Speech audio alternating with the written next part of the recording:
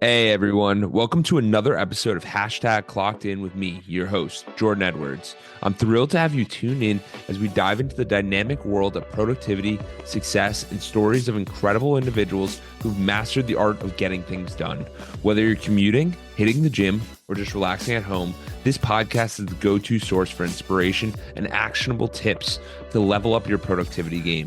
I'm on a mission to unravel the secrets of those who seem to effortlessly manage their time and achieve their goals. So if you're ready to clock in and unlock your full potential, you're in the right place. We've got a lineup of amazing guests, industry experts, and thought leaders who will share their insights and strategies to help us crush your to-do list and make the most out of every moment. Get ready to get inspired, motivated, and equipped with the tools you need to supercharge your productivity. This is Hashtag Clocked In with Jordan Edwards. Let's dive in.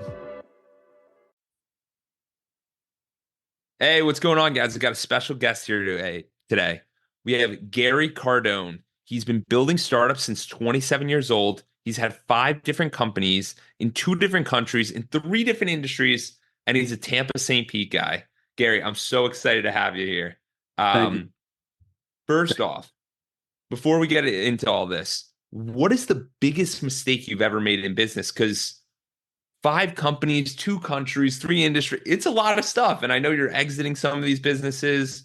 You've had incredible, incredible success. But like, what are some of the mistakes? Because nobody's talking about that.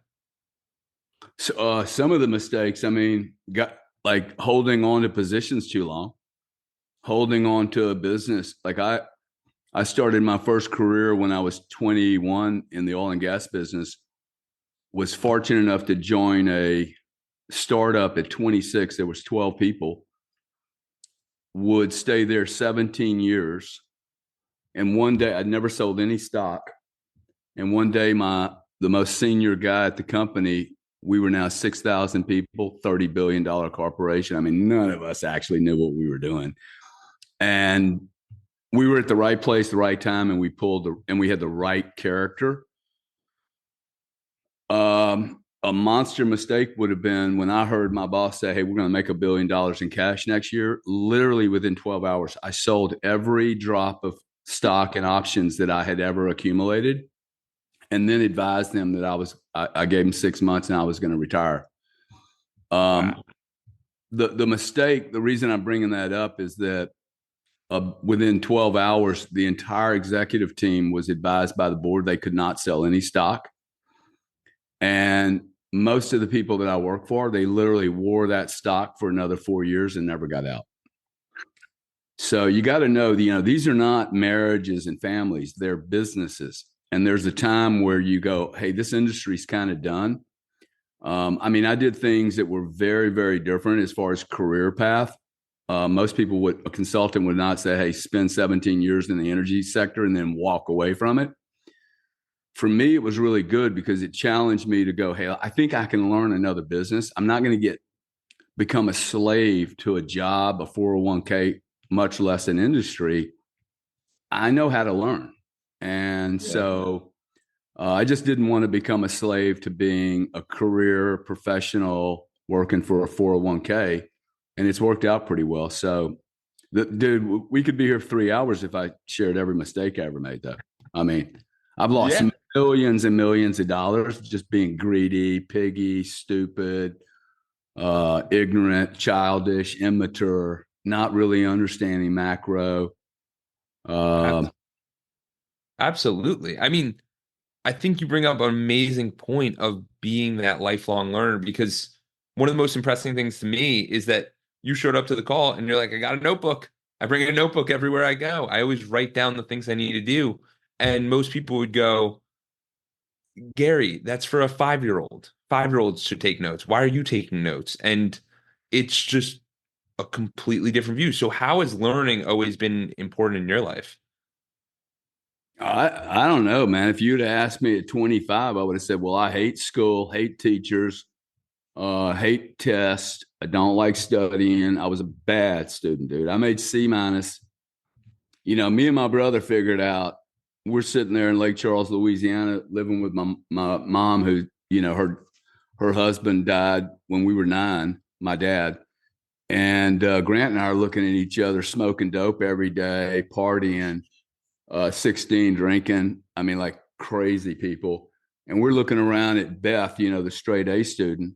And we're like, why the fuck would anybody work that hard to make a straight A?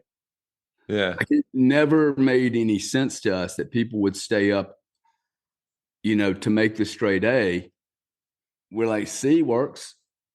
Yeah. C works. I'm having a blast. I'm getting laid. I'm partying with my buddies. And the truth is, if you ask the deans, dude, the deans like to see students too. Well, Because because they're more real. no, the C students are the ones that give all the money back to the colleges, and the A students work at the Yeah. college. That's the deal. I mean, I've literally had deans go, "Hey, we love the C students. The C and D students we love, dude. They become our the people that contribute all the money, because that's where all the private equity and building of great companies comes, is from people that don't just fit in a box." Yeah.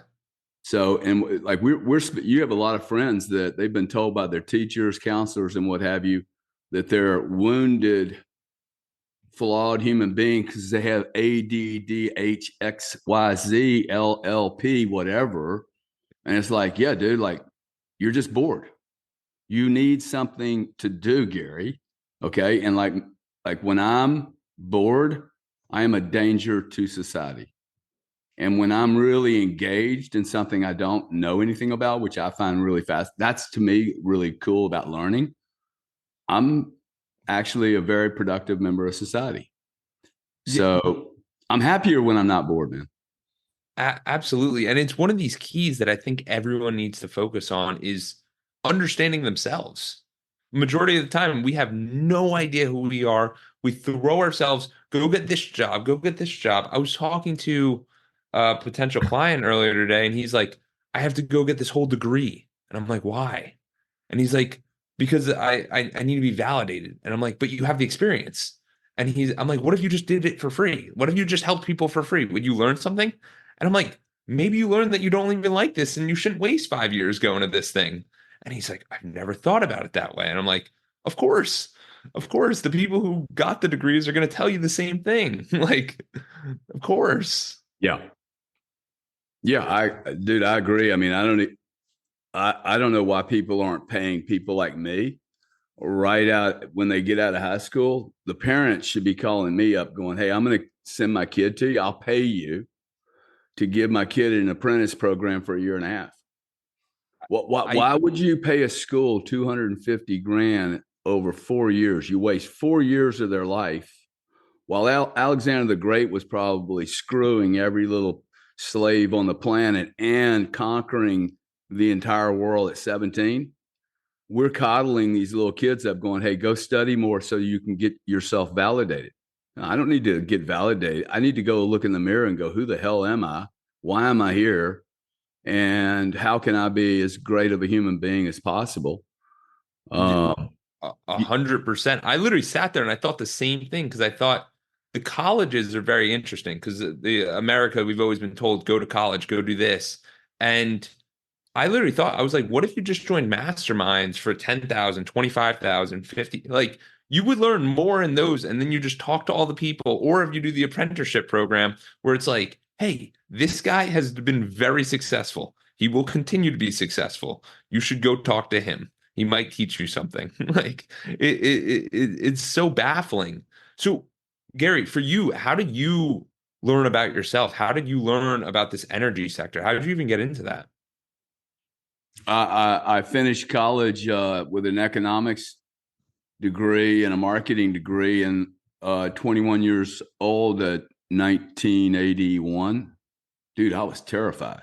I realized, oh shit, school's over. What am I going to do? I'm from nowhere with a family with a nowhere name, don't know anybody. I'm not rich. Um, I have no contacts.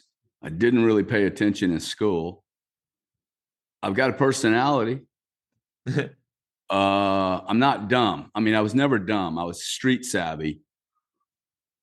and literally went to my sister in Houston, who was working for an oil guy, a independent explorer. And I said, look, Diane, just introduce me to someone that's a professional. We don't do each other favors in my family.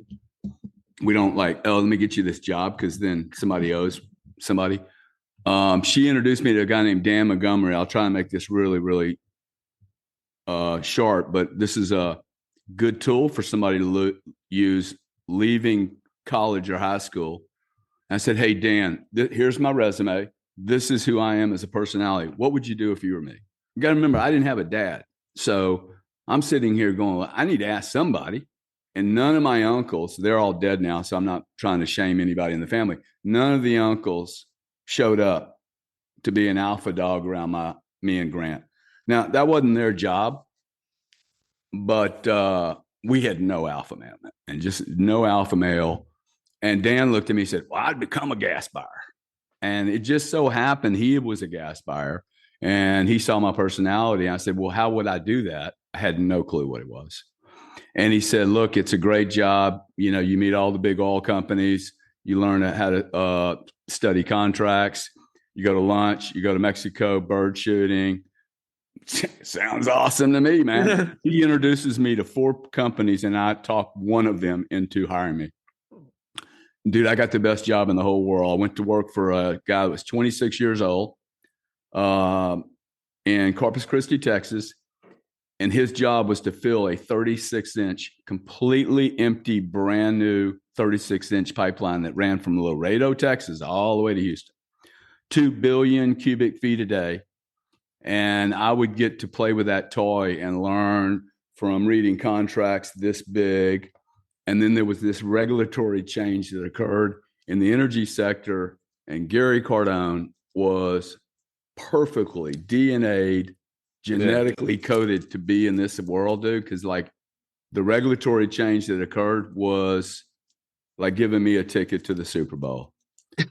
and this is a very important thing for people to understand, is that you must be observant about what's going on around you. And that is one I have been given a gift of being observant.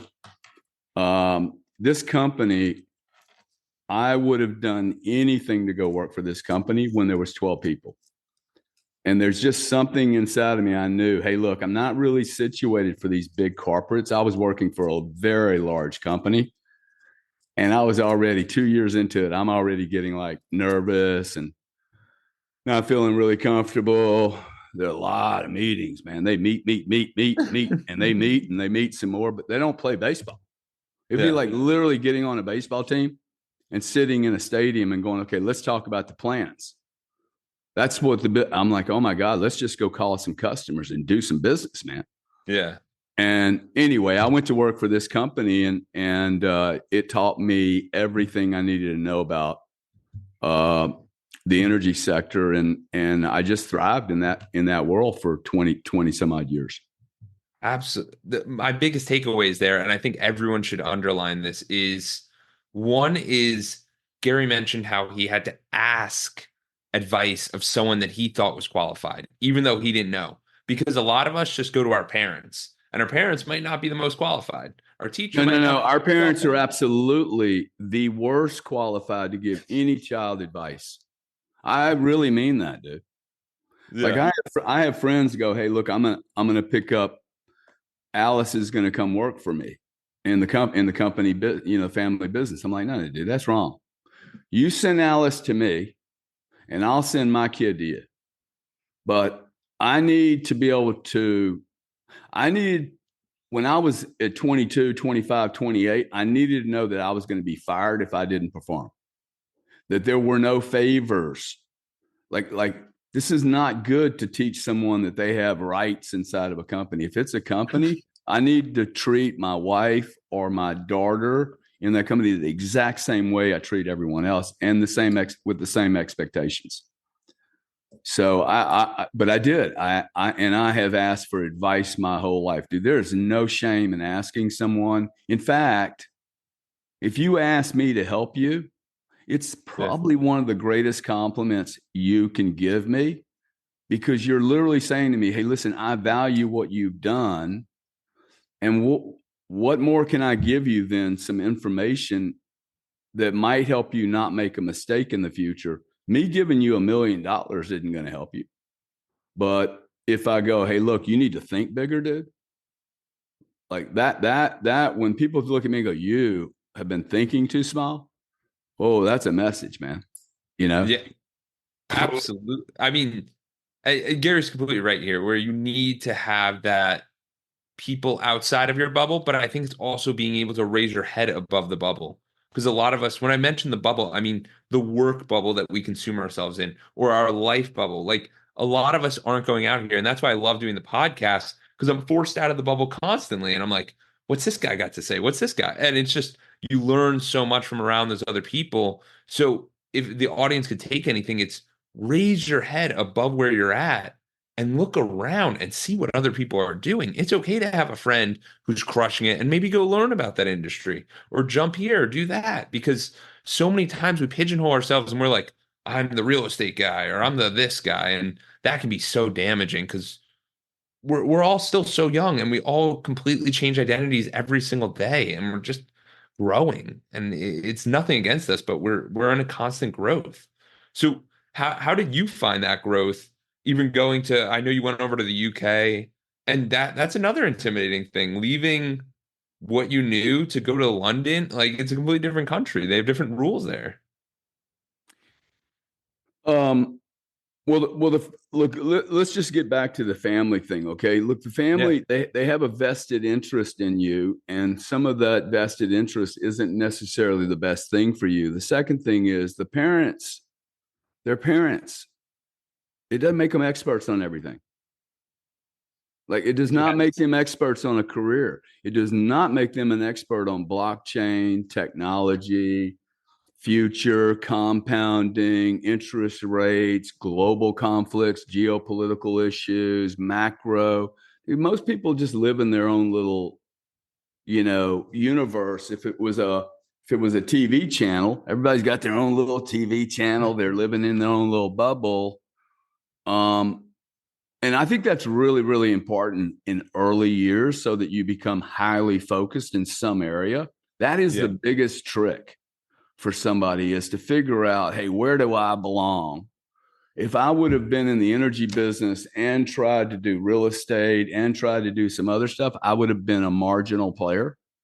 But what I did is I went deep, wide, hard, dude, all in, and I became a leading expert in a space. And Yeah. once you have that validation as a leading expert in the place, in the space, you then can take that base foundation and go, okay, I can pivot this information into another industry. Um, I think the thing that I'm seeing with you young guys is that you're trying to do so much, and you're going to be like Kool-Aid with a bunch of water in it. It may look like Kool-Aid, but it ain't going to go deep. And that's the problem once you go deep into a business. So, I mean, I spent 20 years in energy. There wasn't much more for me to learn. Yeah. Now, this thing about traveling, um, it's taken me about 5 years to figure this out. The last 5 years, I figured this out.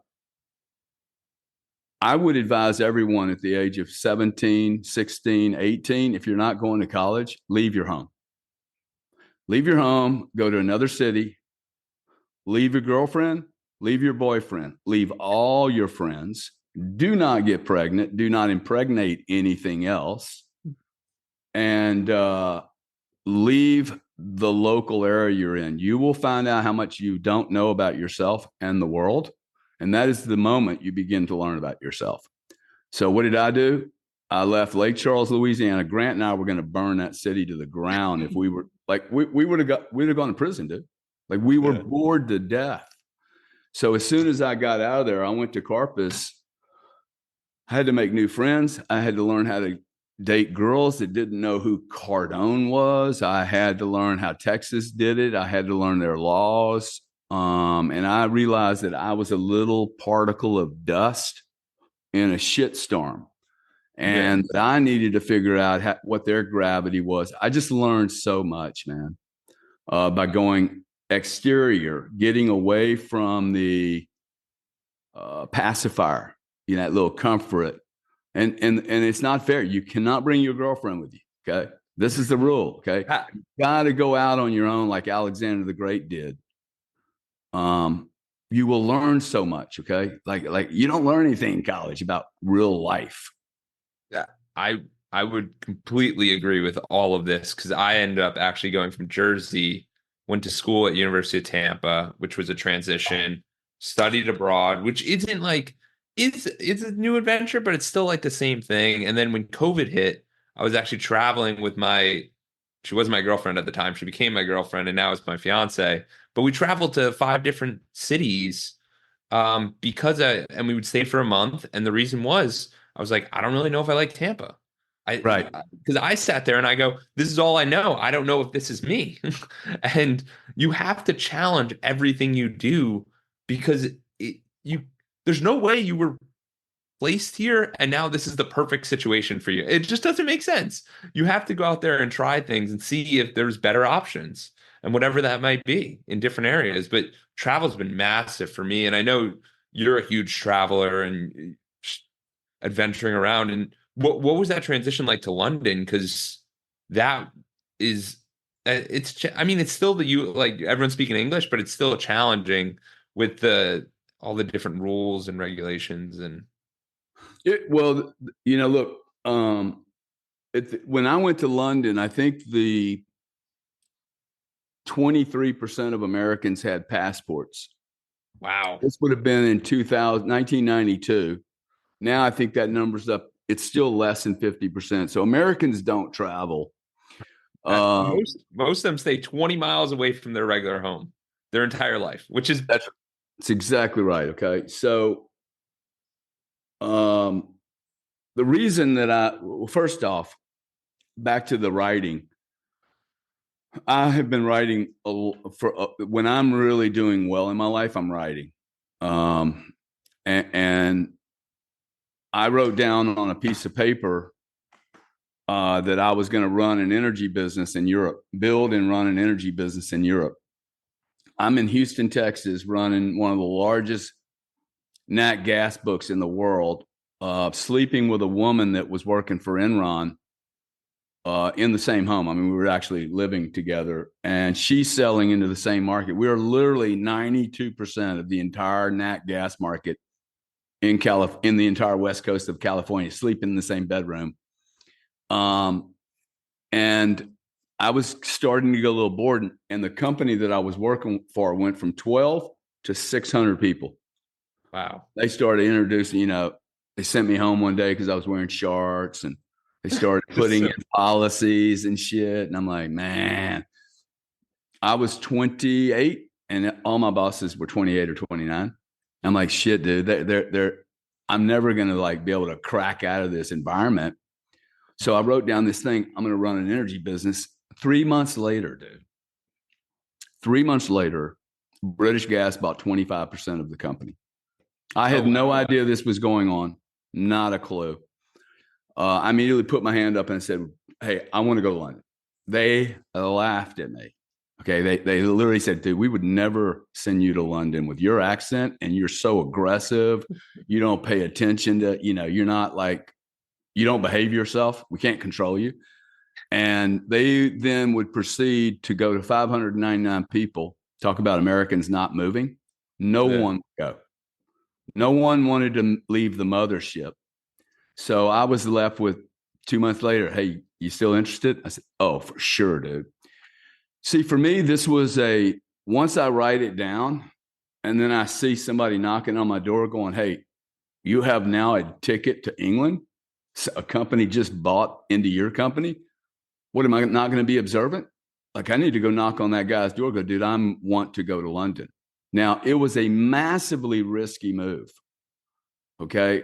Most people thought that I was going to go there, die there, and never come back and lose my whole career. What would actually happen was that we would make $200 million 30 months later there. Wow. With 12 people, dude. I mean, like it was crushing. Yeah. We then sold that company, tiny little joint venture. We would then sell that company back to the joint venture partner for 120 million pounds. Oh, wow. And the guy that bought it took the 11 staff. They didn't like me. They said, your boy Gary, literally they said it like this, your boy Gary can play in our sandbox. And we were staggered, dude. Yeah. We were like, okay, so you just took the 11 people I hired. You also, and you paid us $350 million for 30 months of work. And you're telling me that the guy that just did all this, you're cool with him playing in the sandbox. So Steve and Chuck called me and said, you want to do this again? I was exhausted, dude. Yeah. Like I had already had two threats. What year is this? 90. This is 1995. Okay. I'd already had two threats from the European political bodies to be removed from England. Oh my God. Oh yeah, no, they were starting to get, well, they lost $4 billion 2 years after I got there because it's an American came they in. didn't listen to me. Well, I told them it was going to happen to them. I mean, they just didn't like that their partner is the one that created the problem, but it was going to happen anyway. Okay, I mean, I didn't do anything wrong. I literally told this large company what they should do. They said, nah, we're not going to do that. Okay, somebody else is going to do it. Anyway, Chuck and Steve said, you want to do it again? I had the stupidity say, yes, I'll do it. This was 95. And so we built what was called Dynegy Europe.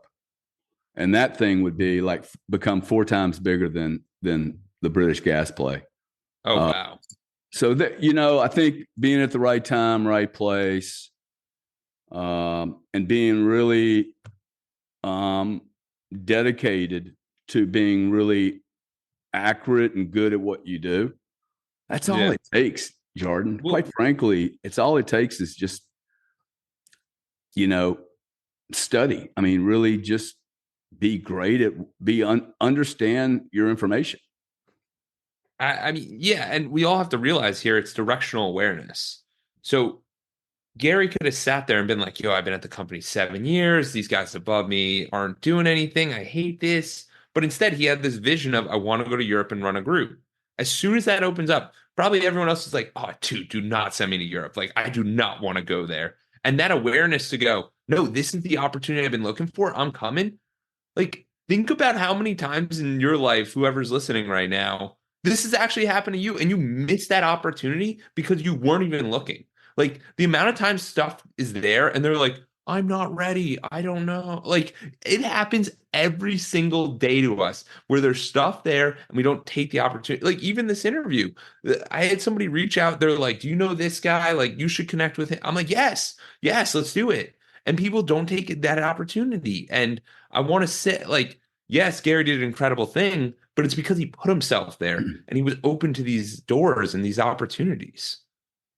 Yeah, and look, this is a really good example of why you can't really rely on the people in your universe when you're growing up. If I would have gone to my mom and said, "Hey, I'm going to go do this thing in London," like, what value of information does she have? Like, how could she even help me in that decision? I mean, I had my own guys at Clearinghouse looking at me going, dude, are you crazy?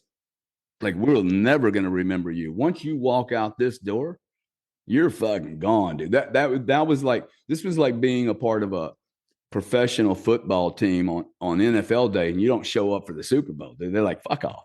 See you later. So for me, it was extremely risky, but it was extremely risky for me to stay there. Yeah. It was extremely risky for me to know this company is getting ready to go from 600 to 6,000, and they're not going to hire me, dude, to run these 6,000. They're going to go hire somebody from corporate because that's what happens when businesses become big. They become more mature, more boring, more rules. You know why? Because that's what big organizations need. I mean, they do need that, some more structure. And I just knew that I was kind of this guy that like, I'd rather play for the B team and be on the damn game on the field every day. This is another mistake fucking people make, dude. I want to go to Harvard. Awesome, dude. you go to Harvard and you came out as middle of the tier. Why Yeah. would you go to Brown, bro, and you end up at the top? Nobody Yeah. cares whether it's Harvard, Brown, or Schmown. They don't care.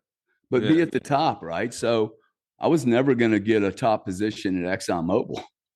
Yeah. Well, I mean, you're bringing up two major points here. One is that, and this is one thing I've learned from in my life, when you have a mentor, they don't have to be your mentor for everything. So they can They be your shouldn't be. mentor They should not be your mentor for everything, and they should not be your mentor for long. outgrowing a mentor. You're That's growing, interesting. dude. Yeah. If you're growing, your mentor should go, dude, get the fuck away from me. Go get Elon to help you. Now you've moved next level. Because your mentors can only, and I was explaining this to someone earlier today, but people can only see where they're at.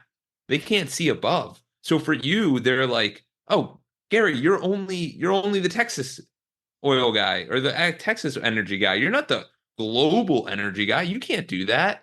And people that happens over and over and over again.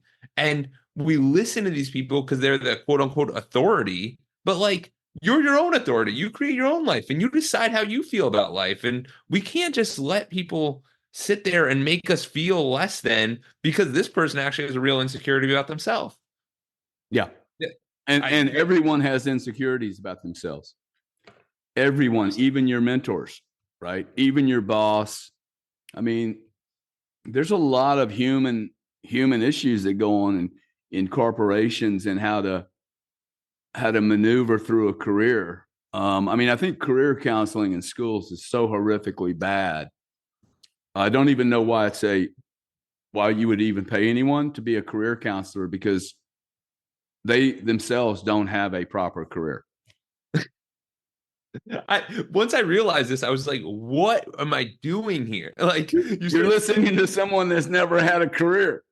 you're like, what are we learning? Like, this doesn't make any sense. And there's so many times where it's like, go to the teacher or go to your boss. I'm like, they don't know anything. How do I help them? I can't. I can't because I'm sitting there and it's not my fault, but it's just you're placed in this bubble and you feel less than, and it's just not true. It's just not true because all of these middle management people are just they're figureheads. Like they don't do no one does anything. And Yep. it's just that's why I think your perspective of going global and understanding that big picture on all the industries you look at is so impressive because you do that and then you bring it right down to the little guy. So it's the ability to go big and then bring it real small. Just as I've been researching you, because it's fascinating. There's very few people who can zoom out and see the big picture, and it's missed so many times. Yeah, I have. I mean, yeah, but I like the big picture. I've followed politics, history all my life. This thing about knowing self too is really, really important. It's as important. My success in business, I would attribute mostly to me being aware of who I am. Yeah. Good and bad. Like, I have a monster amount of flaws. Um, I think I'm just human, right? But like my character is such that I knew early on, hey, look, I'm probably not going to ever work for Chevron. Yeah. And you know what that means? That means if you build a Chevron, you're probably not going to stay there forever. Because like I don't even like building the Chevron. See, once it Yeah. gets like this last business, 300 or 400 people at chargebacks, when they started introducing, like there's a guy there, chief of staff. I'm like, chief of staff, dude, you're grossly overpaid for being chief. Like all you do is run somebody's calendar. Yeah. And now they're the president. And Yeah. dude, he wasn't a chief of staff. He wasn't a good chief of staff. Now he's president. What these companies do is they keep giving people labels instead of money to I make them feel good. Like Clearinghouse, this young company, they gave 16 vice president titles one November, December. I yeah. went into Bergstrom. If you've ever seen this interview I did with Steve Bergstrom, best interview I've ever done. He was my mentor. And they give 16 vice president titles out, Jordan. And I go to him, I go, hey, man, give you your title back. How about you give me another 50 grand? Because what they were doing, they were literally throwing titles out so they didn't have to make the bonuses. You do you know John Saraceni? No. I don't know if you know him. Okay, he's this guy who's been running around Instagram, social media, and he's 2000% rate. I can introduce you if you want. But he basically runs around and he literally built his brand off of this idea of like, take your title and shove it. I don't want it. I want a 2000% raise. And that's what he did. He built a life insurance, sold it. He was on the podcast, and he's a really cool guy. And he people just resonate with that because it's like, what are we doing? Like, I don't need this fluff. Like, I don't want to get promoted. I don't want Yeah. any of this. Like, Yeah. I want what I really want, like, which is money and ability to make decision and understanding and not having to be checked on all the time. Yeah. No, it's the real stuff. Yeah, absolutely. Gary, so for you, I saw that you have a lot of stuff going on with your LinkedIn. You have mission quotes that you live by. What are some of these? What do you think about when you think, like when you wrote I only engage with others of similar ethics, beliefs, and operating basis. Stay away from hyper ego centric control freaks who cannot stand for their others to shine. What ended up happening with that? Like, what caused you to come up with that as one of your missions? Um, I've seen hundreds and hundreds, if not billions of dollars. I Yeah, mean, look, I've seen $200 million in this family alone yeah, uh, be eviscerated because of a need to be in control.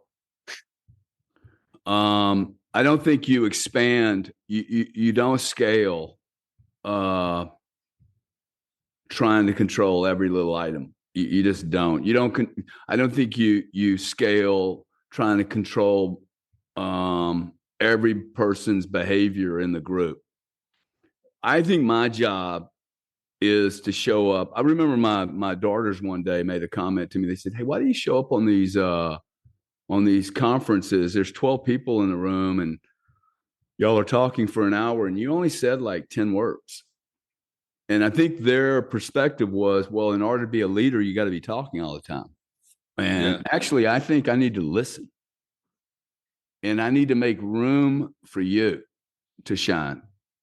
And I need to like put you in a position. See, my career really is a lesson to others because I don't have the resume to be here. Like if you look at this on a piece of paper, neither me nor my brother should be here, Yeah. actually. And we took extremely different paths. I'm not here to talk about him, but it is kind of weird that two people came out from the Well, same house, and dude, like we took massively different. They were literally juxtaposed to each other. and the amount of people that were in your position who probably didn't accomplish anything, let alone you guys who accomplished so much. Dude, It's fascinating. all my buddies from Energy. I had a phone call just the other day. They said, "Dude, how much money do you have?" And I said, "What do you mean, dude?" He said, "How are you getting all these interviews?" Yeah, I said, "Well, dude, it has nothing to do with money. yeah, Zero." And they're like, "What do you mean?" I said, "Well, one, I actually can talk about a broad number of subjects, and the second thing is, I see the mainstream media being disintermediated by decentralized technology, and if you can't see that and take advantage of it, stick your beak into this change." Like they think it's like, what? How'd you get Vivek?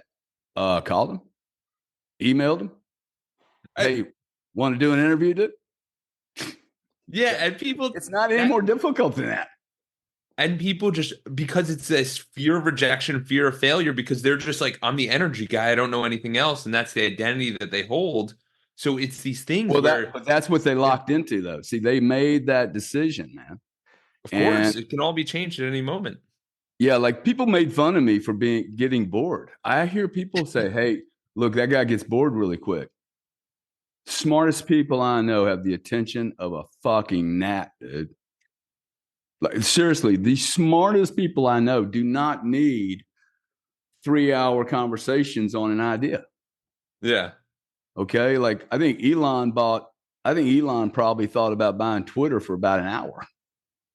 I don't even know if he thought about it. He just posted, I'm buying it. Well, no, He's like, I'm coming. I'm reading the book right now. It's fascinating story. Um, anyway, I just, to me, the boredom thing it's a little bit of a message for me. It's not a bad thing anymore. It's Yeah. okay. I'm a little bored with this. And then I start getting into trouble. I start doing things that, are suboptimal because I'm wanting the excitement. When all I really need to do is switch gears and go study something that's fresh and new to me. Maybe tangential, okay, but it's fresh and new and it's deep enough to hold my attention span. So I think the boredom, if you're bored out there, don't shame yourself for it. Embrace the boredom. Ask yourself why. And if you're not being challenged enough, then I don't think anyone's challenged. Very few people are challenged to max. I'm not.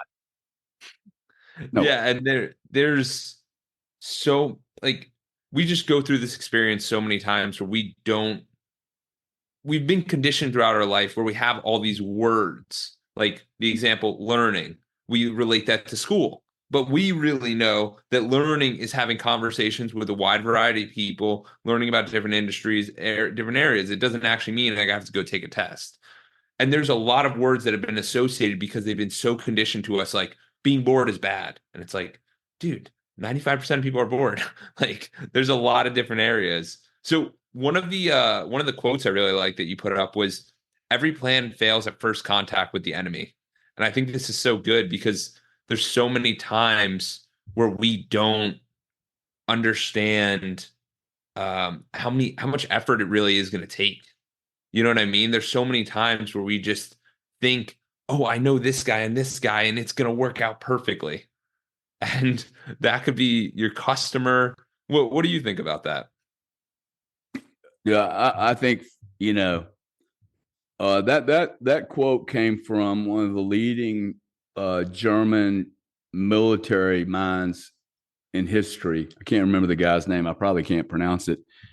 And his deal was, hey, you can plan all you want, dude, but when you smack, as soon as you light up the artillery, everything changes.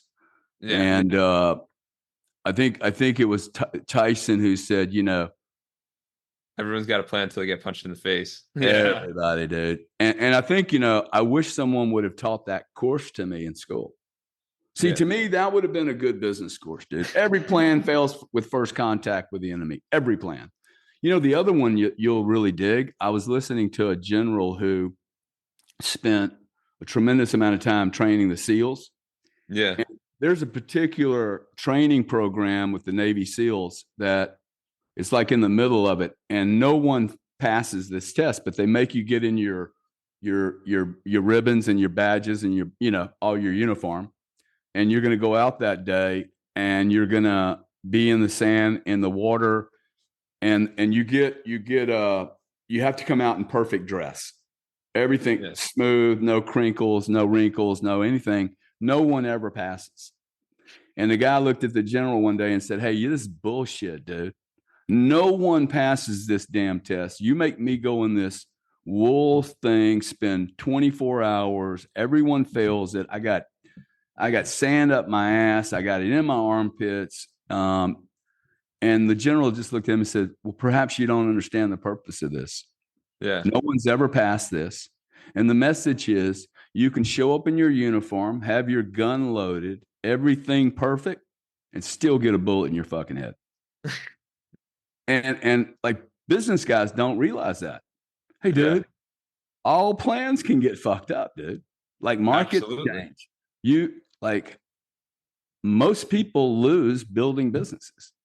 Yeah. Most people, like 90% of them, lose building businesses.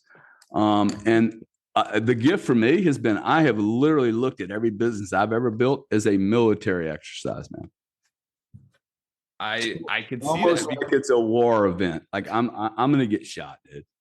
Yeah. I'm going to get a 50 cal. Visa's going to blow a 50 cal right by my head, and just half my face. I'm not going to die, but half my face is going to get ripped off. And they don't even know it, dude. Visa doesn't even know it. It's just because you saw that at such a young age where the whole industry flipped like that. And it was like, what, new rules? Like, what do you mean rules changed? I don't even know what that means. So as rules change, that means we have different ideas and different perspectives. So for you, there's rules around money. There's ways we think about money. There's other ideas. There's crypto, Bitcoin. Like, how are the rules changing around money? Because it's happening all so fast. you want to get me excited now, huh? I know. I saw you perk up. You're like it's game time. Well, I'll tell you what right now, because I don't know how much time we have, but this Bitcoin crypto blockchain thing. Um, let me just back up 1 second, because once you realize that change can impact your business plans and that change always occurs, we just went through that, right? Yes. Randomity. And somewhere about 25 or 26 years old, I figured out, hey, if there is change, what if you could help excite and make the change? Probably around when I went to London, I'm like, okay, last time I was an effect of the wave of change. How about this time I create the wave? And Yeah. that's why, like, I was so massively successful in London, but I had already been to the World Series, dude. Like, I knew how it was going to roll out. Didn't know for sure. But my confidence level, I remember a guy in England, 20 years older than me. He's like, dude, I don't believe a word you're saying, but my God, you believe. Your belief in yourself is really compelling. He was staggered, man. He was like, I do not believe what you say you're going to do, you can do, but I really believe that you can do it. And he lost his job a year later, and I stayed there another 9 years and made a shitload of money. So if you go into it like a war event, you're always pretty nervous about what you're doing, or at least I was nervous about what I was doing, and always just being aware of everything around me. I think situational awareness is extremely important in business, and it's something that founders and CEOs don't do as much as I think they should do. Yeah. And situational awareness to me means, let's say you're really heavy in tech. Well, that doesn't give you an excuse not to understand about geopolitics or macro issues or what your competitor raised money at. Well, I'm a geek. Well, dude, then maybe you shouldn't be the CEO. Maybe you should be top geek and let somebody like me, who's used to carrying a weapon with them and having people rip their heads off, maybe that guy needs to be your leader, right? It's just these are different skills, man. And I think most people don't. They have a good idea and they immediately think they need to be the CEO of the company. When I went to London, they put a boss over me. It was the right thing to do, dude. And Okay. I people didn't don't. like it, but it was Yeah. the right thing to do. It literally allowed me to go do my job. And Jake did all the politics. Jake went shooting and hunting with the guys. But dude, I had my head down, listening to the rail. Like when you're a little tiny guy like me, you need to get your head next to the train track and go, oh shit, man, she's coming, dog. She's coming. Let's get ready. Um, and every time I took my head off that train, the sound, that sense of a marketplace, Yeah. I'd lose money, man. Yeah. No, So, I love the fact that you brought up, instead of being scared of change, like a majority of society, you're like, I'm coming in. I am the change. And I think that's so empowering because there's so many of us who just, dude, change is happening. I don't know what to do. And everybody I've ever heard is like, just go with the change. Like you'll figure it out. You're like, no, I am the change. I'm coming. Like I'm looking for change. I want to make change. And I think that's awesome because it well, really, especially yeah. especially when I realized, ooh, I'm really comfortable. I'm Yes. really comfortable in this hurricane of change, right? I'm more nimble. In fact, oh gosh, I don't really want to work for these big companies. I actually want to beat them up because I don't fit there.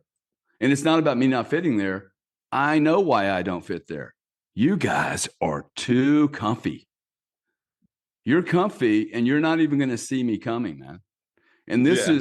this is very, very important for the conversation where we're headed, which is technology.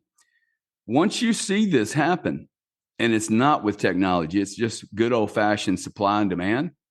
I look at the technology that's going on right now and go, how is the US government going to pivot from picks and shovels of pencils and spreadsheets that don't even zero out to blockchain, where there's massive amounts of data, okay, digits, trillions and trillions of digits of information that need to be stored, tracked, traced, monetized, accounted for, analyzed. Dude, Amoco's not ready for this. Okay, Exxon's not ready for this. Think about this.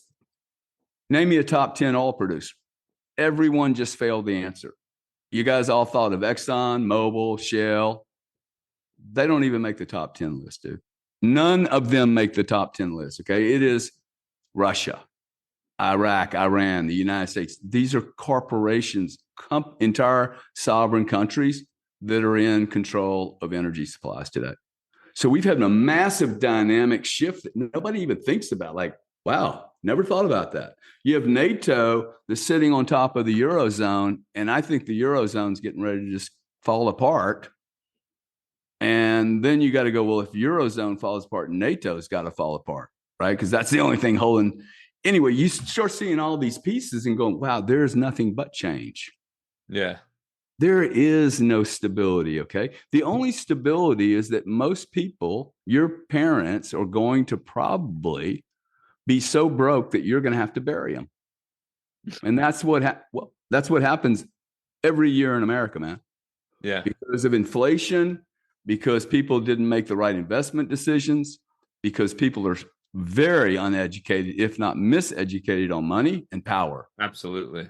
That's what I'm really excited about, this world that we're moving into, because I do not believe any corporation, I don't believe any human being is well situated for the change that's getting ready to occur. I mean, we could spend an hour and a half. I could just walk you through the dynamics that this planet has never seen before.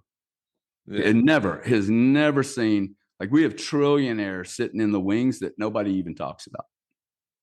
We have multi-billionaires that are worth more than, countries, multiple countries. We have changes going on that are so radical. How anyone can keep up with this? I think this is the age for the most nimble, risk-taking, hey, I'm going to get in there and shake it up type thing, as long as you're willing to be flexible and be willing to pivot, be nimble. Once in a 1,000-year event, man. Oh, wow. That's profound. Once in 1,000. Greatest transfer of wealth and power the world has ever seen. And it's all happening right this second. And that's why I remain fairly young in my thought process, because it is so bloody exciting, dude. Yeah. Like, I don't watch sports. I didn't watch the Super Bowl. Fucking Super Bowl is boring compared to what I do. Boring, dude.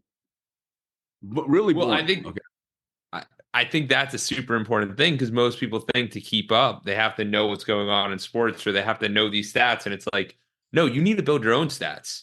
You need to focus on your own game, and you got to build that up and make it exciting enough to where you're like, I don't want to do that.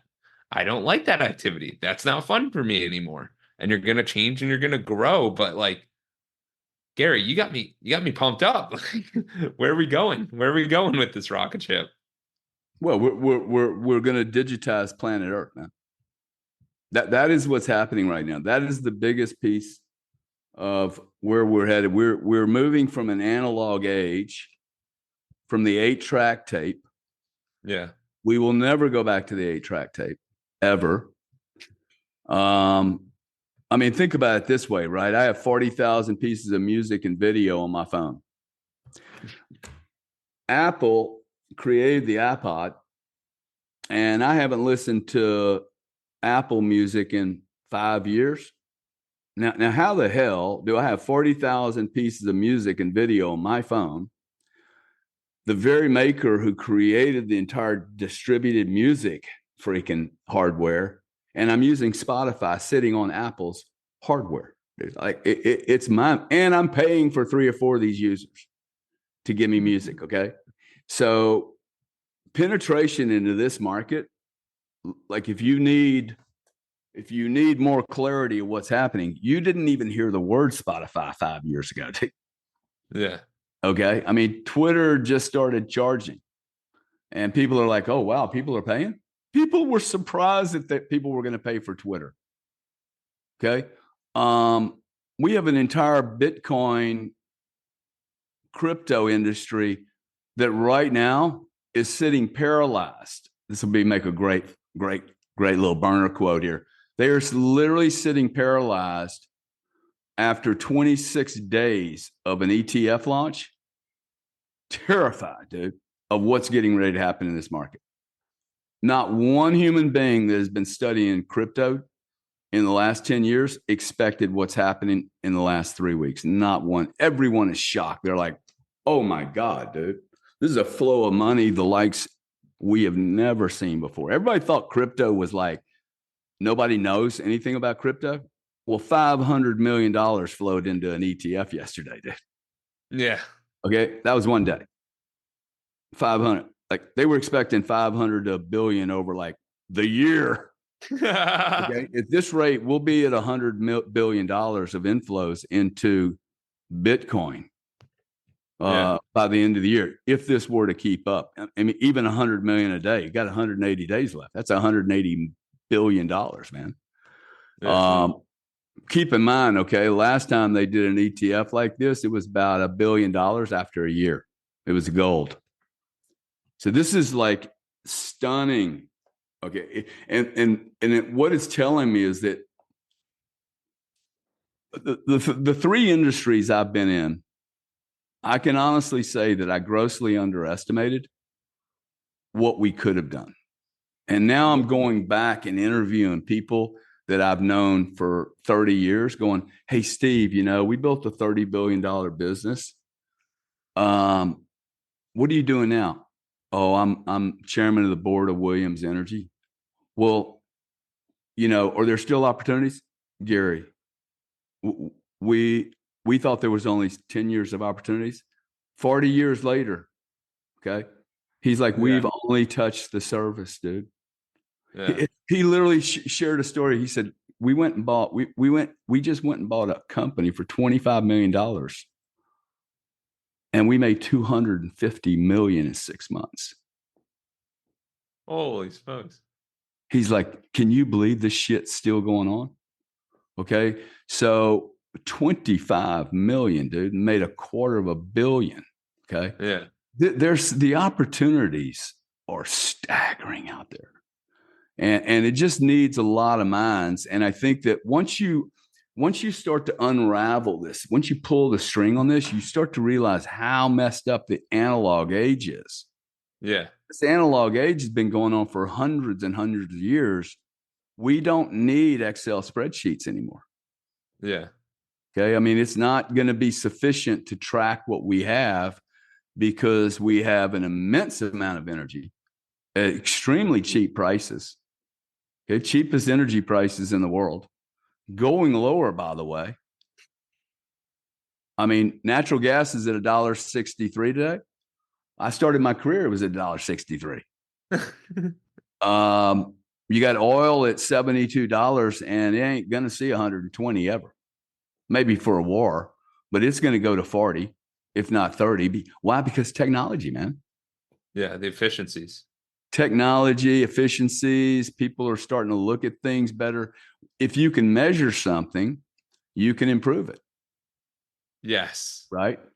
So, like, I think energy is mispriced, grossly well, I think everything is mispriced. Okay. I think this adage about Wall Street is efficient and it makes everything work. Well, Bitcoin just moved from 25,000 in 2.5 months to 52,000. Where was that pricing, dude? Because it's either priced wrong. Well, it's absolutely priced wrong today, but it was most certainly priced wrong 3 months ago. Yeah. Anyway, it's just the world is both fragmentating and also being connected in a very and I think that the chairs are being moved around the table also.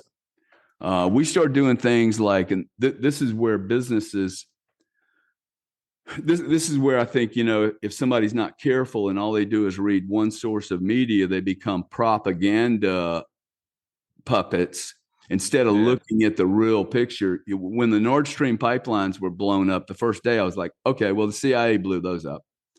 And now 9 months later, people are like, well, of course the CIA blew them up, dude. They had to remove Germany from buying energy from Russia a day after they did the embargo. You can't have Russia being embargoed and then all of your NATO countries are still buying energy from them.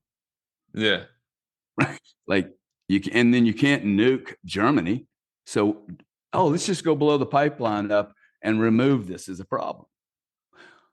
This is an issue, however. Okay. Now Germany's buying energy from LNG and out of Lake Charles, Louisiana. And Putin's probably going to look at this and go, okay, I just had my pipes blown up. I guess I'm going to have to mine Bitcoin in Siberia. Well, guess what? His cost to mine Bitcoin in Siberia versus Germany is about 10 cents. Once he moves all that shit all the way to Germany, it's at $3, dude.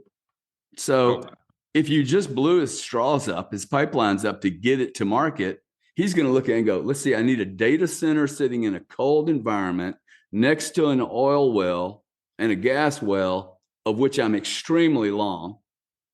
Okay. In order for me to get my gas to China or to Europe, I have to transport it for $2 or $3 or $4. Hell, he'll just mine Bitcoin it. And no one can control him.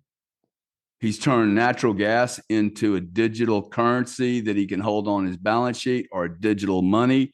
And he can move that currency around. If he wants to talk to China and say, hey, China, here's $1 trillion on a USB port, poof, done. We were headed there, dude. We were absolutely headed there. We were headed to a world where energy and money and finance are all very, very, very connected. And it's going to be a geocentric kind of landscape change about where the power lies. And we are like in the first half inning of a 10 or 15 inning game. And this is a career maker right here. Okay. Yeah. This is a business where you can literally no high school education required. You know why? We've never been here before. No one knows anything about where we're headed. Yeah, and that's one of the reasons that I was so excited to having you on, because you're a combination of these different industries, which poises you for a great understanding of all of this. Because a lot of the crypto space is very not the best players, and you're very transparent. And you're the complete opposite of that with Node 40 and everything you're doing there. So I just think it's incredible. Well, it's the conviction level. It's not really. See, I can't tell you exactly where it's going, but my conviction level of the volume of which it's going to come, and the amount of change that we will not anticipate. That's why I'm looking at this ETF thing, and the price is going, ooh, canary in a coal mine, dude. I've seen this story before. Okay, now. If me and Steve look back 30 years later and go, wow, the energy complex really could have done more. No one's expecting this, dude. See, commoditizing energy told me a lot, right? If I could turn, there's 111 billion cubic feet a day in the United States supply chain in natural gas. When I started my career, there was 11 billion cubic feet a day. Wow. Everyone said that if we turn the market into what we turned it into, which is a short-term market traded on paper, there'd be no investment. Really, there's 111 billion cubic feet a day. There's LNG terminals everywhere. There's refining stations. We are the largest fossil fuel energy producer on the planet, dude. Yeah. Self-sustaining, don't need anything from anyone. Do not import 1 unit of energy on a 30-day fucking market. And everyone said people were going to die. If you can do that with fossil fuel, which defines whether a country is first, second, or third world, dude, we're definitely doing this with money. Yeah. Currency. and little accounting digits. Dude, they're just digits. Okay. How much cash do you have in your pocket right now? Zero, Yeah. problem. I Okay. found $1 this morning, so I feel like You're already a digital guy, dude. I mean, everybody is because cash isn't getting accepted anywhere. Like people are literally getting to the point where they don't even want the cash. Like, That's right. because it causes people stealing and it causes a lot of like, it's just like do the transaction, do this, and it's easier. Yeah. Yeah. So Gary, it's yeah, fascinating, man. It's a great time to be alive. absolutely. And you are incredible. And I want to do a second one because I know we can go another hour and a half easily. So, Gary, what do you want to leave the people with, and where can they find you? Well, the thing I would leave people with is this is the greatest. Look, I'm 65 years old. This is the greatest opportunity in the history of mankind. Like I have never seen anything like this. I also think it's an opportunity for people to reposition themselves on the world stage. Um, People like you and me, like or middle Yeah. class, lower middle class, that I can change the trajectory of my entire lineage, of my family's lineage, and at least put them in a position where they have a better chance than most. I would say to everyone is don't, if you're lazy and you're bored and you're not really excited about life, I would say prepare yourself to live in misery for most of the rest of your life. And the reason is the change that's getting ready to take place is so substantial. You're going to get left behind. This is not a 1990 internet thing. This is now getting ready to get very, very real, where large people in the 30 to 50-year bracket are going to wake up one morning and no longer have a career and will never, ever have a career anywhere because they didn't study what's happening. Yeah. That I'm certain of, right? That technology is going to displace a lot of people. Now, I'm very excited about that because I think that we spend too much time doing stupid shit. And that if I don't do stupid shit, that like owning cars and having debt and paying debt in colleges and cleaning the floor. I mean, I think some of the cleaning the floor is probably good for you. You know, it's good for, but I just think that we are getting ready to have technology not displace the McDonald's hamburger flipper. That's not the way economics work. Robotics will displace the most expensive things in the world: doctors, surgeries, medicine. This is the highest Com- value. Yeah, you'd have to do so many Complex. hamburg flippers to get one surgeon. It's like get rid of 10 surgeons and move on. Like, Totally. You know, the co-pilot sitting in the airplane, um, like he's not needed. That's yeah, ridiculous. That's a waste of $200,000 a year. Um, so if you just see the change that's happening, all you have to do is get on Twitter, X, yeah, and realize, whoa, media is changing. yeah, So I would stick my head into the future and get out of the past. And the way you do that is you look around the environment you're in and say, hey, look, are the people I'm hanging around helping me move into the future, or are they holding me back into the past? yeah, If you're worried about how much money you're making today and you can't pay the bills, you have no choice now. You have to actually study the future because this is going to get more difficult for living comfortably in a market, in an environment that I think it gets more difficult to be prosperous and to live without fear. yeah. That's what I say, man. And read, dude. I think reading is really, really valuable. We have YouTube now. You can literally read and not have to read a book. You can learn. And there's some just beautiful, like I have met more wonderful people through crypto, Bitcoin, X, and disintermediation of media. This whole little group, they're really wonderful people. So as an older guy, most older people, their communities get smaller and smaller. I'm having 400 people over my house in March for a birthday party. You're welcome to come. And they will literally be from all parts of the world. And they're all coming through media, energy, payments, crypto, dude, from all over the world. I mean, like, That's it's incredible. not just one little industry anymore. And so for me, that's like, wow, I get to make a lot of high quality friends. Yeah. That's awesome, dude. I get to do business with a bunch of high quality friends. This is cool and make a Yeah. shitload of money, dude. Absolutely. You know Why what? not? Huh, it would be a sin not to enjoy life. That's Yeah. And I think the way you view it and the way you're looking at it and the way people see it, you really do understand that. Like you are living an incredible life. You're living your best life and you're happy about it and you're excited. And I think it's inspiring and people need more of that around. So this is awesome. yeah. I mean, look, if I can earn a living and have fun, I'm probably going to be better at it than most guys because they're Absolutely. not having fun, dude. Most people, when they're forced to do it, they never produce. It never produces. And that's the real message your peeps need to hear, dude. Do not get a career that you don't.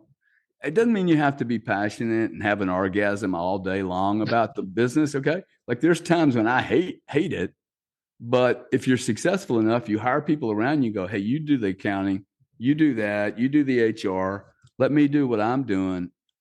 But to me, I've never called it working.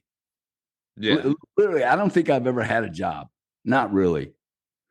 Well, I think that again comes back to the words that we use and how we phrase ourselves. When people do that, I'm working and I've had a long day and I can't be with my family. It's like, no, I had a great day and it flew by because I had all these incredible conversations and I can't wait to talk to people tomorrow or see who I'm talking with tomorrow. Like, that's what it needs to be like, not this constant, yeah.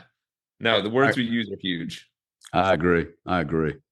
Gary, you're incredible. I really appreciate it. Where can people find you? Where can they learn more about Node 40, all of that? Oh, let's see. Node 40 is a tax accounting forensics firm that I invested in a couple of years ago. It's going to be like Chargebacks 911. I'm so convicted over it. I think we're raising $8 million right now. That'll be the last round we raise. I think that total raise will be less than 16, $17 million to build a $500 million to $2 billion business in 3 or 4 years. Wow. Um, it's absolutely essential part of the whole crypto digital asset world to be.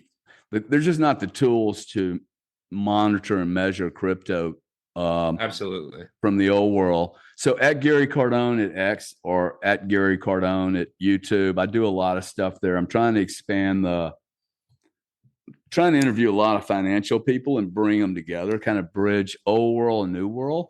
So Yeah. that the messaging we're talking about right here, because most people aren't going to, hey, where do I go to meet these people?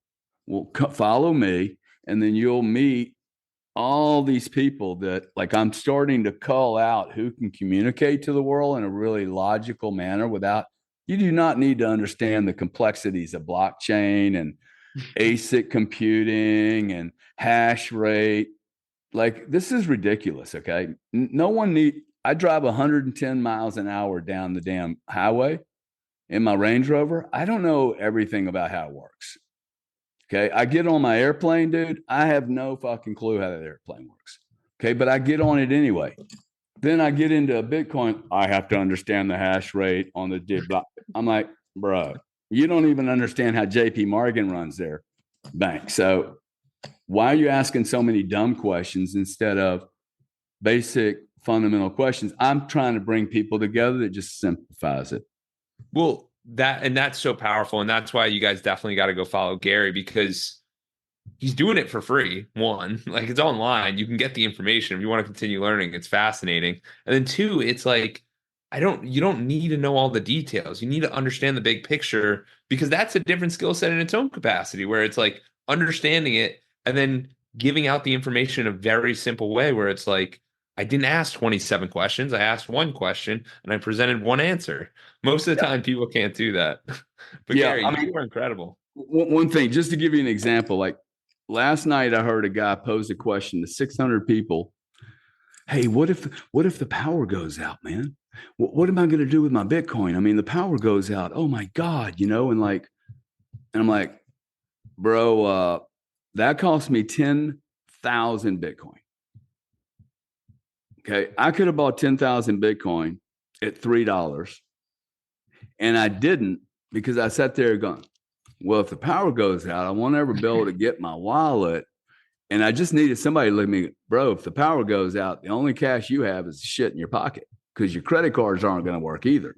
The Yeah. ACH isn't going to work. The wire transfer is not going to work. Your phone's not going to work. I could have bought 10,000 Bitcoin at $3, dude. And I didn't because I was like, power shortage. I mean, it would be an issue. But Yeah. so with my credit card, we'd never think about that. See the dumb question? You don't sit there and go, shit, I'm not going to bring my credit card today in the car because the power might go out. Right? Dumb question. Anyway, that's what I'm trying to do is like bridge the gap, make the learning a little bit less heavy. Yeah. People can start making decisions right now about like this is a window of opportunity. There are going to be millions of people that look back on this and go, whoa, I did not know I could have done that. Yeah. And I'm trying to spread the word because Well, I'm not that's I'm not going to gain anything by it, dude. I'm still going to have my Bitcoin, but like my brother's going to get left behind because he's asking too many dumb questions. absolutely no, but it's like, guys, you got to realize that Gary's still convinced on this, and he didn't get it at $3. He probably bought it at a much higher multiple than that, maybe 300, 500, 3,000, 30,000. It doesn't matter. It's just you can't have that backwards vision. You got to know that it's coming and there's conviction there. And Gary, you're awesome. I really appreciate you. Good to meet you, buddy. Thank you for reaching the end of the podcast. For that, we'll give you a complimentary coaching session in the link below with Edwards Consulting. Hope to see you there and have a great day and keep clocking in.